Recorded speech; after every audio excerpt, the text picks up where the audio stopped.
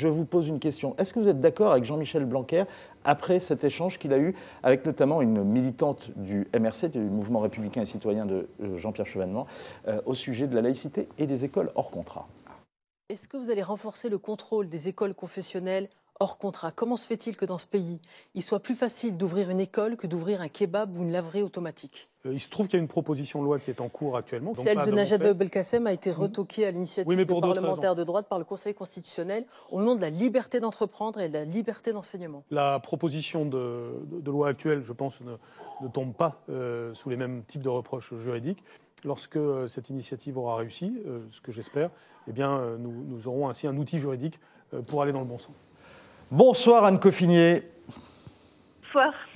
Vous étiez en début de semaine en ligne pour parler des écoles hors contrat. Vous êtes la directrice générale de la Fondation pour l'école qui aide à la création des écoles hors contrat.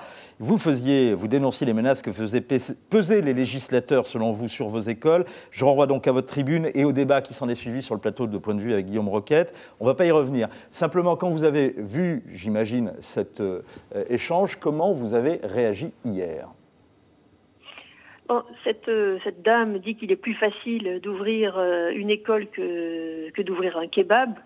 Bon, outre que la formule est pas très respectueuse ni délicate, c'est complètement erroné, c'est absurde et c'est facile à démontrer. Donc nous avons publié un communiqué rappelant toutes les conditions pour créer une école qui sont précisées par une circulaire qui fait des dizaines de pages qui explique exactement comment ça se passe. Et bien sûr que le droit est bien établi, bien encadré sur toutes ces choses-là. Maintenant, c'est vrai qu'il y a possibilité de simplifier les choses, de moderniser tel ou tel aspect. Comme toujours, tout texte juridique peut se toiletter, c'est évident. Et c'est quelque chose contre lequel nous ne sommes pas hostiles en tant que tel. Ce qui nous gêne dans la réalité de tout ça, c'est que manifestement, d'abord, c'est bien le ministère qui veut cette réforme. Et c'est pas une divine surprise pour lui, c'est juste qu'il a souhaité et qu'il a fait en sorte qu'il y ait lieu. Donc autant dire les choses directement. Et ce qui nous gêne surtout, c'est que finalement, ce dont on veut se prémunir et ce dont il faut se prémunir, c'est des écoles qui peuvent être instrumentalisées à des fins d'embrigadement islamiste. Il faut parler clair, c'est bien ça dont il s'agit.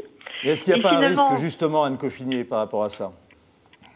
Oui, justement, on sait très bien qu'il y a des risques potentiels d'embrigadement de la jeunesse dans bien des secteurs, mais si on regarde les faits, aujourd'hui, j'y peux rien, c'est ainsi, la totalité des terroristes islamistes impliqués dans les attentats sont issus de l'école publique, c'est pas moi qui ai fait les faits, c'est ainsi. Et puis la quasi-totalité des élèves sont scolarisés dans des écoles tenues par l'éducation nationale. Donc s'il y a une priorité d'action, c'est clair qu'elle porte là-dessus. Et il y a plein de rapports des services qui expliquent à quel point un certain nombre de choses se sont répandues, à commencer par l'antisémitisme, et c'est vraiment catastrophique, dans les écoles de la République, de certains quartiers et de certaines banlieues.